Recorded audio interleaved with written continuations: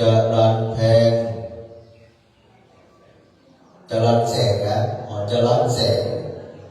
พร้อมเพื่อครอบครัวร่วมทำบุญ100 บาท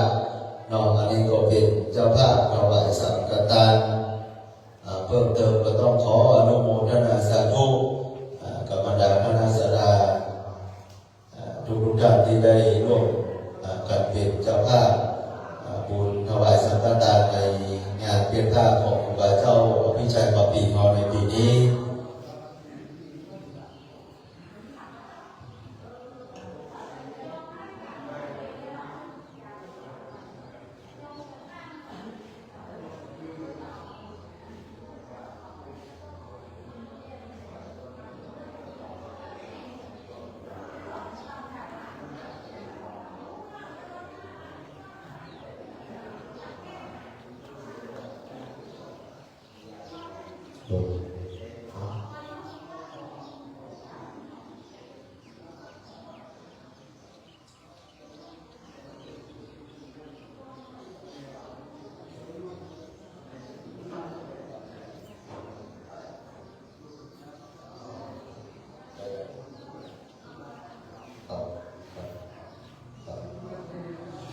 สามเณรพระผนังเฮาเนาะเตรียมรับมือครูบาอาจารย์เขาเด้อสามเณรว่าพระพุทธบาทผนังเฮา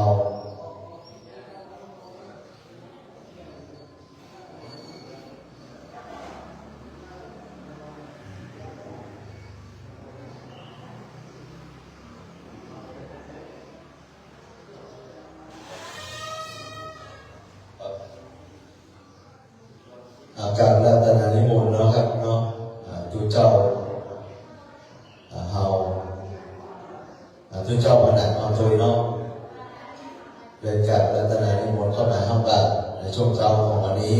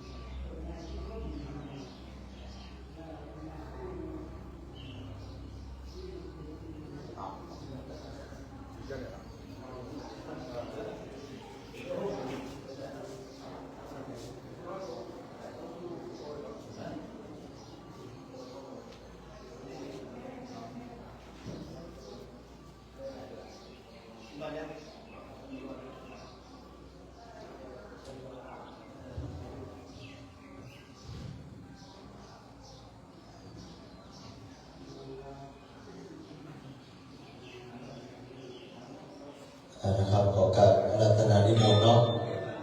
ทุกเจ้าของพระพุทธบาทเอานี่ก็ดีพระพุทธบาทมาแล้วเอานี่ก็ดีเนาะในนาคำบาทเอาลงนโมสัมปทานเนาะอนุโมทนาสาธุเนอไม่ชื่อหรออนุโมทนาบุญกับแม่เกศแก้วแดงพร้อมด้วยครอบครัวเนาะรวมทำบุญเป็นเจ้าภาพสังฆทานชมพิธีในงานเพียรผ้าครูบาเจ้าพิชัยเผ่าปีเอาในปีนี้อย่างเงิน100 บาทนะครับก็ต้องขออนุโมทนาบุญกับบรรดาคณะสงฆ์ที่ยังทยอยมาร่วมบุญเอาเป็นเจ้าภาพสังฆทานก็ดีร่วมบุญกับตาหลวงครูบาเจ้าเอาก็ดีท่านพิทุล่าเนาะท่านพิทุล่าขอนิมนต์เมตตาเด้อนิมนต์เมตตามาห้ามบ้านเพื่อกับคณะสงฆ์ผนังเอาในช่วงเช้าวันนี้ก่อนท่านนักวสันติสุขโดยเต่าเนาะวันนี้ก็ครูบาอาจารย์ในที่รายการในสายบุญเนาะก็ได้เดินทางมานอนช่วยการช่วยงานเนาะตลอดไปถึงพระอาจารย์ชิงชัยเนาะก็ได้มานอนนิมนต์นิมนต์มาทำบัตรกับพี่แก้ว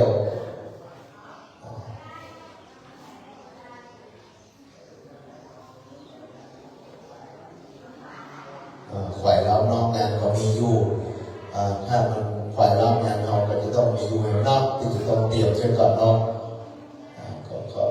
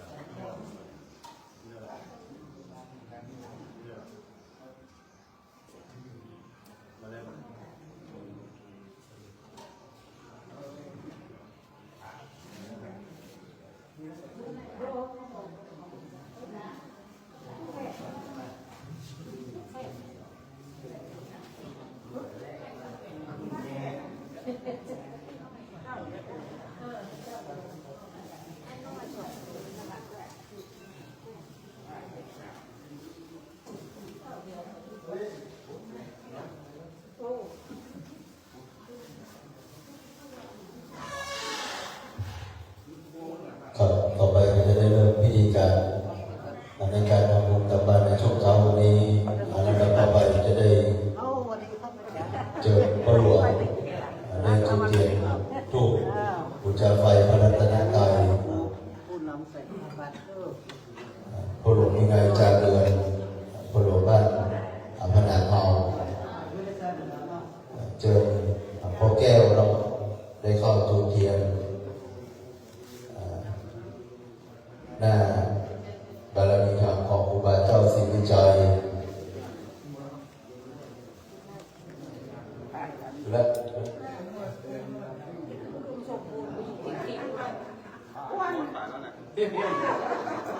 ขับเรื่องใหญ่เลยนะคนโปรเจกต์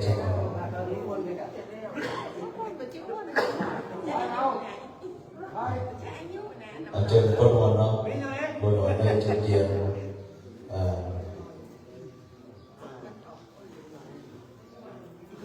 มาทำครูบาเจ้าพิจารณาปีเจอพ่อเมืองได้จุดเทียนหน้าครูบาเจ้าจะย่าบุษาเนาะพ่อเมืองจุดเลย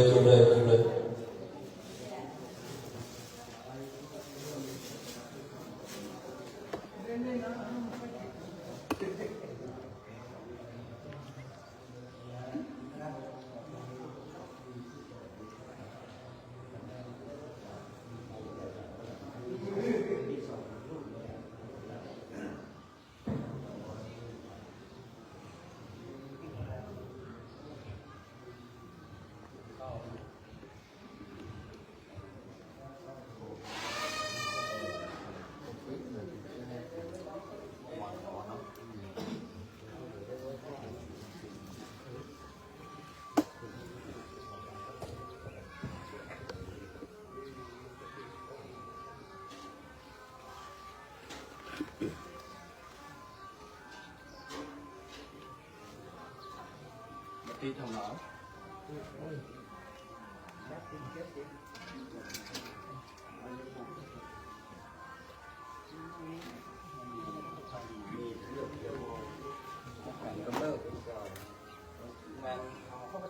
นักคนไหลจะไปทั้งคู่พี่น้อยสุมาต้องพอยายของกุ้งมันต้องลุกที่ไหนมาน่ะโอ้นี่ไปมาจัดมาแต่งห้าคูบา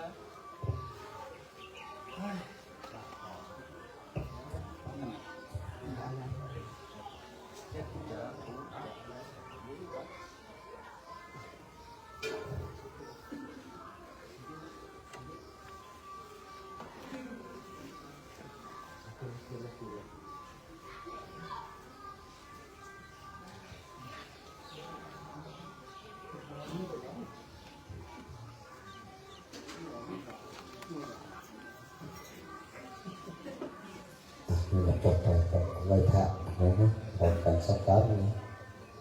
ที่เราจะไหว้ไหมที่เราไหว้เคยแล้วแต่เนาะนะโมตัสสะภะคะวะโตอะระห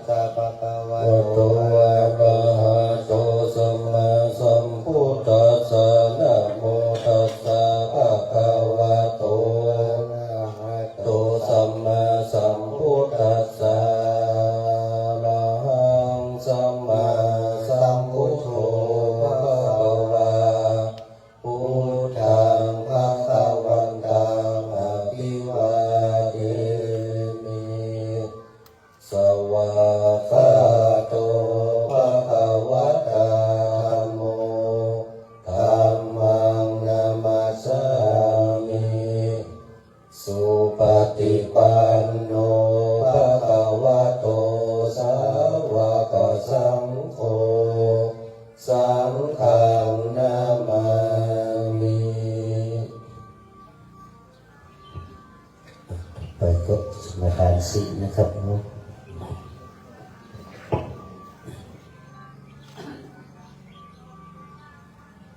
สาธุมายังพันเตติสารเนนะสติงปัจจังสมณกตังปัญจสีรังนิยจามาทุติยมปีมายังพันเตติสารเนนะสติงปัจจังสมณกตังปัญจสีรังนิยจามาตติยมปีมายังพันเตติสารเนนะสติงปัจจังสมณกตังปัญจสีรังนิยจามาสาธุโอกาสานะโมตัสสะภะคะวะโตอะระหะโตสัมมาสัมพุทธัสสะนะโมตัสสะภะคะวะโตอะระหะโตสัมมาสัมพุทธัสสะ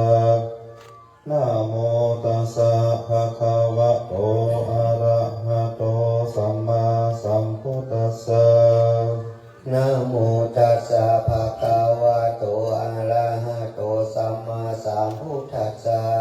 นะโมตัสสะภะคะวะโตอะระหะโตสัมมาสัมพุทธัสสะนะโมตัสสะภะคะวะโตอะระหะโตสัมมาสัมพุทธัสสะพุทธังสรณังคัจฉามิพุทธังสรณังคัจฉามิธัมมังสรณังคัจฉามิธัมมังสรณังคัจฉามิสังฆังสรณังคัจฉามิสังฆังสรณังคัจฉามิทุติยัมปิพุทธังสรณังคัจฉามิทุติยัมปิพุทธังสรณังคัจฉามิทุติยัมปิธัมมังสรณังคัจฉามิทุติยัมปิธัมมังสรณังคัจฉามิทุติยัมปิสังฆังสรณังคัจฉามิทุติยัมปิสังฆังสรณังคัจฉามิตติยัมปิพุทธังสรณังคัจฉามิตติยัมปิพุทธังสรณังคัจฉามิตติยัมปิธัมมังสรณังคัจฉามิตติยัมปิธัมมังสรณังคัจฉามิตติยัมปิสังฆังสรณังคัจฉามิตติยัมปิสังฆังสรณังคัจฉามิอานาติปาตาเวรมณีสิกขาปะทังสมาธิยามิปานาติปาตาเวรมณีสิกขาปะทังสมาธิยามิอาทินาทานาเวรมณีสิกขาปะทังสมาธิยามิอาทินาทานาเวรมณีสิกขาปะทังสมาธิยามิกาเมสุมิสาจาราเวรมณีสิกขาปะทังสมาธิยามิกาเมสุมิสาจาราเวรมณีสิกขาปะทังสมาธิยามิมุสาวาตาเวรมณีสิกขาปะทังสมาธิยามิมุสาวาทาเวรมณีสิกขาปะทังสมาธิยามิสุราเมรยะมัจจปมาทฐานาเวรมณีสิกขาปะทังสมาธิยามิสุราเมรยะมัจจปมาทฐานาเวรมณีสิกขาปะทังสมาธิยามิอิมานิปัญจสิกขาปะทานิสีเลนะสุขติยันติสีเลนะโภคสัมปทาสีเลนะนิพุติยันติอัสสมาสีลังวิโสทะเยสาธุสาธุสาธุสาธุโอกาสานามามิตุปะอุปาราจานาเตนะวรกิตานะเยกายะโตเลวจิโตเลมโนโตเลสันติจาปมาเตนะวะอาสันติจาปมาเตนะวะกายะกะเมนะวะวจิกะเมนะวะมโนกะเมนะวะดิตาโตสังอนาคตโตสัมปัจจุปนะโตสังสัพพังโตสังฆะมันตุโนเรื่องข้อ8นี้สาธุกัสสะนามามิตุปะอุปาราชตานังโภชนะปิธิปตังภาติละตานังสักกัจจังเตนะ ปุเจมาตุติยัมปิตติยัมปิหิตังโนอามากังทิการตังอัฏฐายะหิตายะสุขายะยะปณิปานาสังวากันตุโน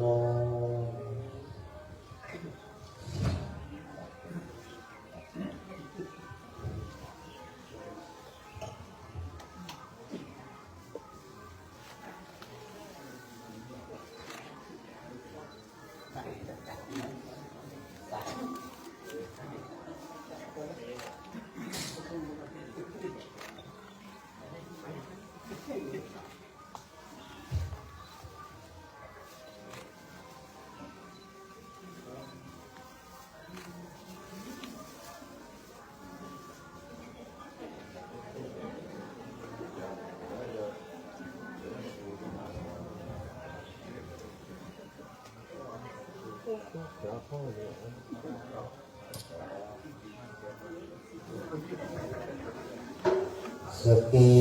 กามิจานาปิกิเลสิการตติจันตติจิวิมานิติปิรติจักามิจตาโลวนาคานิวัตมิกิติภูมิญาวสันติกิยมุนิวลาวัจนังสาธาวโนสุรนันตุ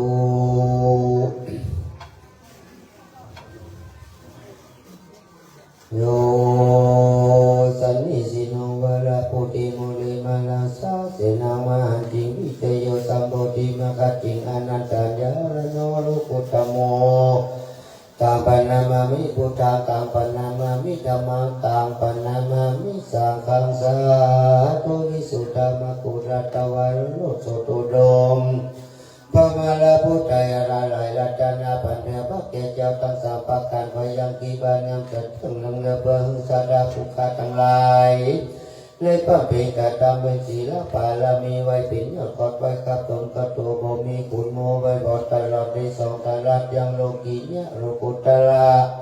มคาราปาลานิพระนิพพานเป็นดีแล้วคือวิ่งแก้วยิ่งอุดมมาจะในวันนี้ก็เป็นวันดีปีนาวันสาวเดโนออกสำคัญก็มาชูรอดถึงในวันที่นี่ก็เป็นวันในงานเป็นพระอุบาจาปิจาเก้าปีทางที่46ก็มาลอดมาถึงเป็นวันที่ใส่บทศาสดาตั้งแก่เท่าหนุ่มน้องน้อยในผู้ใจยิงก็บาลาเสียยังนี้บริเสียยังปาเปนีตามเดือนที่เด็กก่อนก็บ่ฮอนึงสูญหายเดินตามสายพระอริยสัพโพลิเจ้าเจ้าเจ้าพุทธเราเกิดมาในปีกิกาละเมื่อก่อนก็บ่ได้ผ่อนเสียหายศรัทธาตั้งหลายตัวพอเคยได้แต่งน้อมได้ตกแต่งงอมนำมายังทุกพระผู้ผ่าราชาขับต่อพบไปเตียนมาจำเนียมไว้ในการปานเป็นสังโฆตัสสุปัตมาวีพระพุทธนุติโยไว้วัปุณีสักการะโจติยาโกตักวิปักขันดวนสองภูคาขอปองเขาไว้พระตามจักติดไว้แก่โลกโลกาตาติยาโกตักวิปักขันดวนสัมตไว้เดชพระสังฆาผู้มีศีลใสงามมีสิทธิเป็นนาบุญเกียรติแห่งว่าพุทธศาสนาบัดนี้สตาภูคาได้น้อมหน้าต่อยอดถวายจิรณะปัจจัยลายสิ่งเป็นของยิ่งคนสารสัพพะบริวารตั้งหลายหากขอนิมนตนาพระผู้มีพระภาคประธรรมประสงค์แก้วสามองค์แผ่นละไว้หน้าเป็นปฏิกาหารับอายังวัตถุสัพพัญญังเครื่องของการสัพพะบริวารพร้อมต้นรถตั้งแต่ล้วนของดีเป็นของมีบริโภคสัตว์โลกได้อาศัยเป็นปัจจัยเลี้ยงหล่อได้สิทธิต่อศาสนาบัดนี้สัตตาผู้ขาตั้งหลายตานังพิกาหานำเก่าแก่พระเจ้าเกี่ยวเก้าสามองค์กับเจ็ดประสงค์เกิดมันนั่นบาสตาผู้ข้าปีนามาไปด้วยปากกันสันไดขอส่งมาลงใจไฟทุกไม่ใหญ่ยิงใจอันได้จัดในใจปฏิทานตั้งไว้สมิสันตุขอส่งดังอารมณ์ขอเปลี่ยนอุดมสารโลดมันเดียวมานิโยกแห่งพยาจักรวรรดิราชกุบลกุบาทกเดกเดกานั่นจุงจะมีเต่งแต่ดีหลีบุญญาลาสีอันเกิดแต่ของตันยังมีผู้กากระตำเนื้อเหลือขอไปไหว้ยายบุญไปถึงยังเทวบุตรและเทวดามีภูมิเทวดาลูกข้าเทวดาอากาศเทวดาถึงอินโมกุมบาลจตุลูกเท้าสีองค์ขันอันอยู่ระดับต่างใต้นางหน้าใต้ธรณีสีกุตะอามาตข อได้รับน้ำหยาดใหม่ตามตังเทวดามารักษายังกิหะอาวาพุทธศาสนากังละหุนปกาพระอริยะไม่ตายจัดจักมาผู้สุดลูกไปล้นขอสมบูรณ์อยากกะกะตังเทียจัดและญาติกา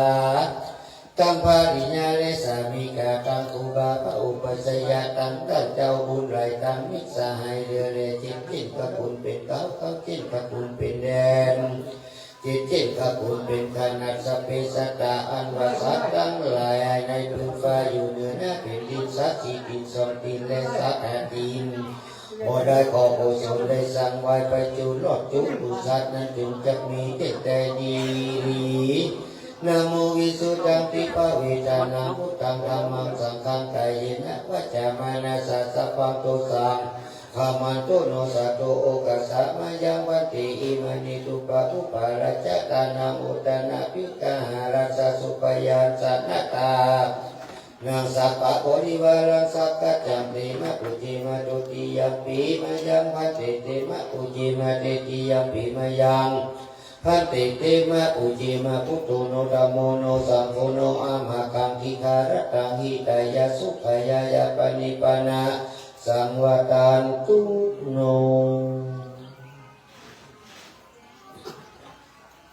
สาธุปฏิฆาเดปปัจจนาราตนาเกจตังสัพพะกานันตลงยังอนันตาทิคุณญาณันวิเศษอันเป็นที่พึ่งแก่เทเวตสัพพะมุสกาบัดนี้ไม่มีมุนราสตาปุกาทั้งหลายก็ได้ปากันสรณองถูกไฟโตเต็มไปความน้อมมายังปุปาปุปาราชาดงดอกขัดดอกดอกไม้ในลำเตียนเพื่อมาสู่มาพระเกจตังสัมโพธาสุปตามาวิปัสสุตนโพธิปัตตะวัยกุจยังพระมุนีโตสัสสะกัตตังพระบาทและเสรีแท้ที่ดีตังไมสลีมหาโพธันมีแหลกกฎมังนาโสตุติยปะกะอันพุทธงามโมสะปัตตะวัยกุจยังพระอนาวารุปุตตะระดัมมาจัมปะกันจิตตัง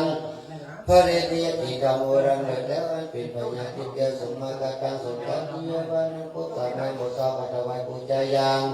พระอริยสังฆเจ้าทั้งหลายไม่มีพระมหาอัญญาคุณัญญาติเจ้าเป็นเขาเป็นพระดันตระต่อเจ้าถึงสมุทิสังฆทั้งหลายปฏิจจทุกข์ทั้งหลายเป็นขอสมาลองดวงมุตสัตตาบุคคลทั้งหลายได้ความหมายตั้งแต่อเนกจักรมีด้วยกายกรรมวจีกรรมมโนกรรมวิยมุตตังสิรู้จังดีได้กัดกรรมหลังอันก็ดีก็รู้จังดีได้กัดกรรมหลังอันก็ดีก็ขอพระเจ้าแก้วจงบุตรคุณนะจึงจะมีธรรมะมีตัวไอนาปฏิกาหาราปยังปรมามิตรปุจจสุมาเสกมุขสัจจบุคคลทั้งหลายทุกผู้ทุกคนจุนใหญ่ใจยิ่งนั้นจงจะมีเพียงแต่ดีดีกายกรรมังวจีกรรมังมโนกรรมังปิตาโตสังอนาคตโตสังปัจจุบันโตสังสัพพังโตสังขมันตุโน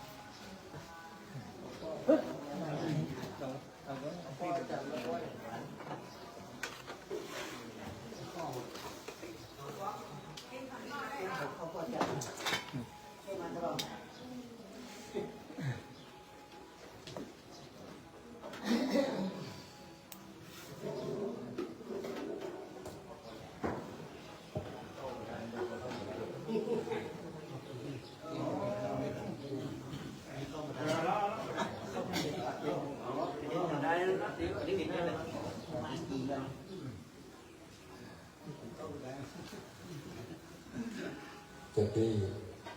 จะได้ก็ได้ครับ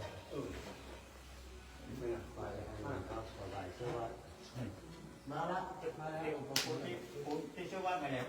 ผัดอะไร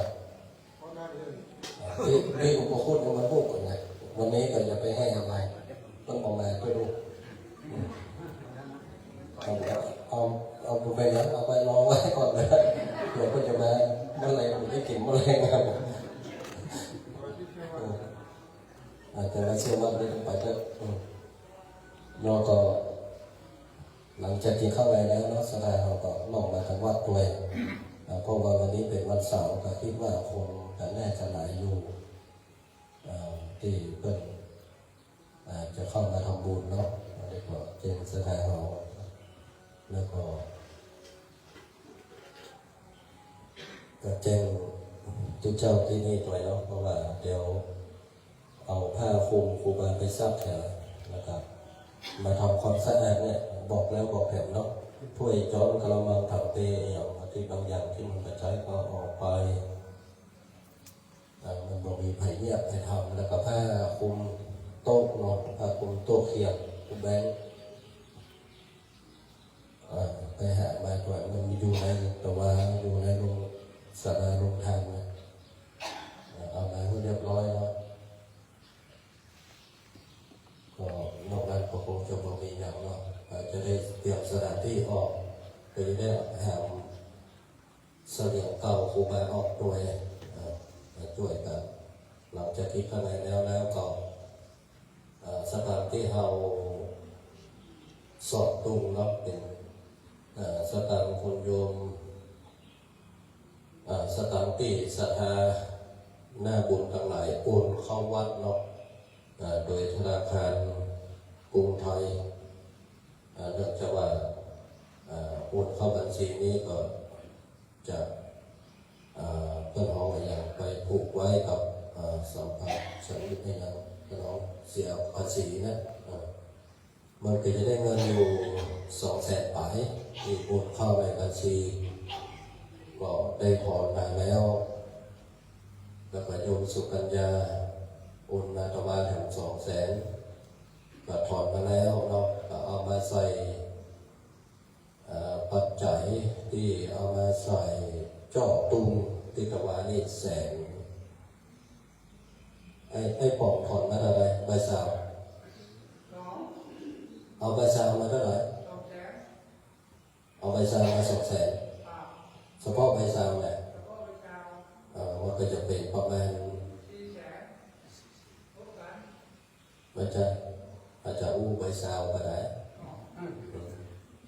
ที่สอดลงไปแล้วเนี่ยมันก็จะอยู่ประมาณ250,000เพราะว่าเราถอนใบซาวมา50,000ได้ใบซาวมา50,000ทีนี้วันนี้เนี่ยเราจะนับเอาใส่ที่ต้นผ้าเนี่ยก่อนอาจจะเอาเป็นต้นมาเงินมีเท่าใดแล้วก็ที่เหลือเราไปจะเอาไปอาจจะใส่ต้นน้ำมือกันเอามารวมปลูกมดแดงเนี่ยเหลือไว้เราก็จะเอาไว้เพื่อเป็นได้ปูจาห้อยแขวนที่หลังเราจะเอาใส่ต้นน้ำมือมันมี8 ต้นเนาะมันก็80,000เดี๋ยวเราจะการเอาที่อีเลยเอามันเป็นกิจลักษณะแล้วก็จะได้ยกขวดตานเลยพอเอาต้นขวดตานกำลังที่เราไปได้มัดผ้าหุ้มไปเอาถุงพลาสติกเนาะที่ร้านสมเด็จนะมันเป็นแผ่นผ้าพลาสติกแผ่นผ้ายางยาวๆเอามาคุมเลยใจสกอตเทปเนี่ยเข้าปานไว้เหลือไว้แต่ตาลูกนะครับปกไว้มันจะมากินตี้การเดินเข้าออกสถานในช่วงวันที่3แต่ถ้าเราบอกปกเขานอนขวางกันห้อนแล้วแต่จะจ้าไปเนาะเราก็พยายามใส่ทางบนข้อทางลูก2 ข้อแล้วก็ต้องใส่เพื่อก็ได้แล้วก็เชือกก็ต้องเอาใส่เอาใส่กระสอบลากมาเห็นเขามันต้นละ2 กระสอบนี่ก็เลิกประเดิมว่ามันจะมาอ้วนแล้วก็เขาจะแห่ที่ต้นที่ปั่นผ้าเอาไปไว้ที่ข้างเวทีเป็น2เนาะใครจะมีครอบมีครัวก็เอามามัดได้เลยมีข้าวต้มขนมเนี่ยก็เอามาแขวนได้เลยแล้วก็เอามาไว้ที่เวที2 ต้นแล้วก็เอาขึ้นตามบนได้2 ต้นเนาะที่เป็นผ้าโดยที่เหลือก็ช่วยกันมัดจะเอา ไว้ที่นี่สักกี่ต้นเดี๋ยวไว้ทั้งลูกกี่ต้นแล้วก็จะเอาขึ้นไปทางเขาลงโพกี่ต้นยังไงก็เอามาแจ้งกันอย่างน้อยก็ได้กระจายงานและกระจายกันทำงานด้วยเนาะแล้วก็ขอฝากคนเฒ่าคนแก่สถาเอาที่เป็นภาระในหน้าที่ที่จะต้องอยู่ต้องคอยในหอพระสงฆ์ครูบาก่อนขอมาเข้ามากอยตัวเขาจะได้จับโต๊ะจับเก้าอี้จับตู้บริจาคเนี่ยให้เรียบร้อยเนาะแล้วหลังจากนั้นก็ที่หน้าที่ต่างๆเนาะก็ขอผัดเปลี่ยนผัดไปมาก็วันนี้ก็เป็นวันเริ่มต้นแล้วก็เป็นวันที่สหายจะมาหลายอยู่เพราะเป็นวันเสาร์เนาะน่าจะสหายจะมากันหลายที่หลายทางวันนี้ก็พี่น้องให้ตรงก็มาถึงแล้วเนี่ยก่อนเนาะเนี่ยทาวาลีวะหาปุลาปุเรนติสาคลังเอวังเอวะอิโตทินังเปตานังอุปาตปฏิอิสิตังปฏิตังตุมังคิปะเมปุสมิจันโตสเปปุเรนตุสังกปายจันโตนาลาสุญญาธามณีโจติลาสุญญาธาเอวังโหตุสัพพะสัพพติสามิจิริละอัจฉริยวันนี้ก็เป็นวันวิเศษใจญาบังกะละอันประเสริฐรองเลิศละวันและยามทั้งหลายเหตุว่าเดือน6เหนือออก3ค่ำเลยกะละวันนี้กันนี้เป็นวันเสาร์ที่1เดือนมีนาคมปี2568ก็ได้จู่จอรอถึงมูลศรัทธาจูคู่จูคนในวันพนาบ้านดงสง่ามมูลศรัทธากุรุอุปถาวัดวาอารามศาสนาแห่งวัดพระพุทธบาทพนามที่นี่ดังอันพอดีขอประเดละเสียยังหิตขอประเดลิเสียยังปะเวนีอันที่ได้กระทำบุญเกิดดันในงานประเพณีครบรอบมรณะการของครูบาเจ้าในกาลวันนี้ยังนี้มีความด้วยแม่ประกาศสันใดก็ขอพระแม่บุญกันทั้งหลายอันบุญศรัทธาทุกผู้ทุกคนได้ทำบุญเกิดดันยังโภชนะอาหารข้าวบาทเป็นต้นพร้อมด้วยแต่ยังวัตถุกันทั้งหลายเมืองบุรีมีด้วยแม่ประกาศสันใดก็ขอแผ่ไถ่ยายบุญไปถึงยังพระปัตตาเทวดาลังคาเทวดาอาปัสสะเทวะอันวะเทวดาทั้งหลายอันหักษายังวัดว่าอารามศาสนาอันหักษายังพระบาทพระธาตุเจ้าพระนันที่ดีดังนั้นก็ดีเตถาอาลักเจ้าอาหักเจ้าเสือบันเสือเมืองดังนั้นก็ดีแม่นางธรณีจติเจ้าดินอันหักษายังกรรมเขตวัดเด่นบาเสือวัดเสือวาที่นี่ก็ขอมาพัฒนาอนุโมทนาในส่วนบุญส่วนกุศลทั้งหลายที่มูลศรัทธาทุกผู้ทุกคนได้ทำบุญเกิดกันในงานประเพณีครบรอบ48 ปีของครูบาเจ้าอภิชัยเข้าปีขอพระรัตนบุญทั้งหลายบนพวงนี้จงเป็นภาวะปัจจัยเข้าจูอุดหนุนยังเจ้าว่ามูลศรัทธาทุกผู้ทุกคนที่ได้ทำบุญเกิดกันในงานประเพณีครบรอบ48 ปีอย่าได้เมื่อมีภัยอันใดอันหนึ่งดังอันก็ดีจุลภัยมนุษย์ภัยอภิภัยทั้งหลายดังอันพอดีอันจะเกิดมีมาก็ขอให้ระงับกับหายคนอยู่เย็นเป็นสุขผู้คนคนอยู่ก็ขอให้มีใจคนไปก็ขอให้มีจบมีลาภปัดแก่สตุตำวันก็ขอพระรัตนบุญทั้งหลายอันที่ได้ทำบุญถึงกันยังโภชนะอาหารเข้าปากของมูลศรัทธาทุกผู้ทุกคนได้ทำบุญถึงกันในงานประเพณีของครูบาเจ้าอภิชัยเข้าปีในกาลวันนี้ย้ำเด็กก็ขอให้เป็นภาวะปัจจัยเข้าจูอุดหนุนยังเจ้าว่ามูลศรัทธาทุกผู้ทุกคนให้อยู่เย็นเป็นสุขเพื่อประเสริฐจากโรคภัยไข้เจ็บทั้งหลายให้มีแต่ความสุขความเจริญอายุมั่นยืนยาวความรักความปรารถนาแห่งไขมันในกาลวันนี้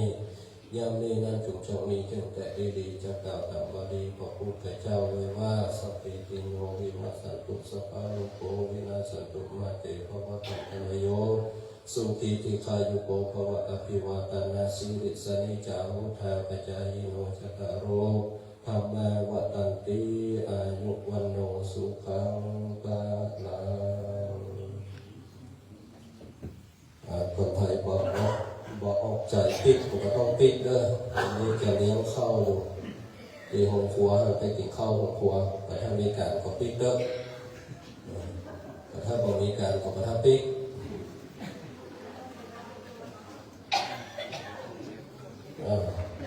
ปีตุลาก็ว่าเอาขนมเส้นมาตาไว้ตั้งแต่คืนแล้ว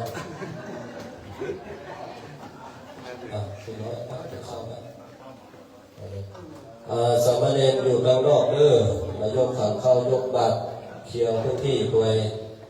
พ่ออาจารย์จะไปดึงหนังสือแล้วก็ให้จัดการโดยทุกเจ้ามาเนาะ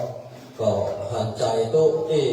ห้าปอนลงทางที่โรงครัวด้วยนะมันวันค่ำตั้งแต่วัน2 วัน 3 วันละส่วนการรายของพระสงฆ์ครูบาอาจารย์ก็มาเสียสักอย่างเลยเพราะว่าห้วยจ้อนก็เป็นฝุ่นเป็นเยอะแล้วก็เดี๋ยวจะพระเจ้าผู้หลวงเจ้าอาวาสที่จะได้